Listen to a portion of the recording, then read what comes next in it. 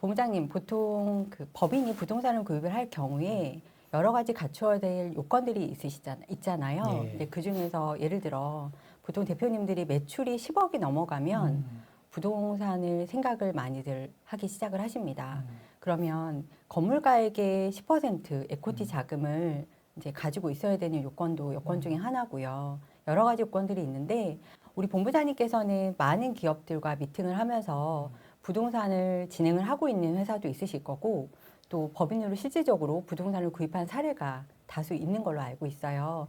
오늘 이 시간을 통해서 함께 공유를 해주시면 많은 대표님들한테 도움이 될 것 같습니다. 미팅하시면서 좀 생각나는 기업이 있으신가요? 네, 있습니다.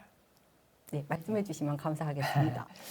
예, 지금 사회자님께서 말씀하신 것처럼 매출 10억 이상이 되면 대표님들이 부동산에 대해서 관심을 많이 갖고 있습니다. 그래서 이 시간에 제가 진행했던 경기도의 두 군데 기업에 대해서 간략하게 설명을 좀 드리려고 하는데요. 한 군데는 경기도 안산에 있는 회사였습니다.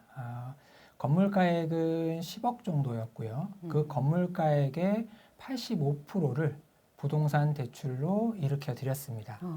그런 거 보면 자기 자본이 한 15% 정도 있으셔야지만이 그래도 좀 안정적으로 거기에다 취득록세까지도 고려를 해보셔야 되기 때문에 여유롭게는 한 20% 정도는 자기 자본이 있으셔야지만이 좀 원활하게 움직일 수 있는 부분인 거고요. 네. 그리고 사실 무엇보다도 기업의 뭐 신용 등급이라든지 다른 여러 가지 제반 사항들을 고려해서 움직여야 되는 거기 때문에 그런 부분에서는 조금 더 디테일하게 제가 또 안내를 드릴 수 있는 부분이긴 합니다.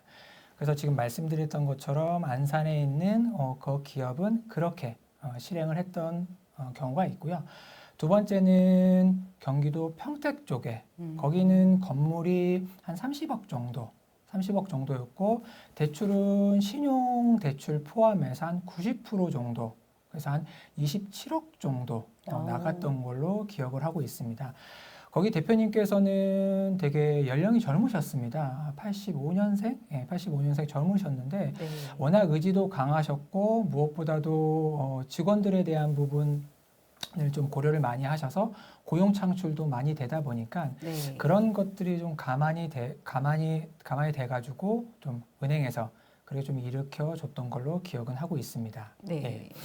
좋은 사례들이 있으시네요. 네. 예, 보통 그러면 대표님들께서 좀 고민하시는 부분은 시설 자금을 이용을 하실 때 은행으로 갈지 기관으로 갈지에 대한 부분도 잘 모르시는 대표님들도 되게 많으시고 또 회사의 컨디션에 따라서 좀 금리하고 한도가 좀 많이 달라지는 경우도 맞습니다. 있잖아요. 예. 본부장님 이럴 때는 실질적인 회사의 컨디션으로만 진행을 하시는지 아니면 또 우리 본부장님이 갖고 계시는 노하우로 회사의 구조를 또 잘 만들어서 이제 금리하고 이제 한도에 어느 정도 좀 더 러프하게 받을 수 있는 그런 팁도 있으시겠죠? 예, 있습니다. 네.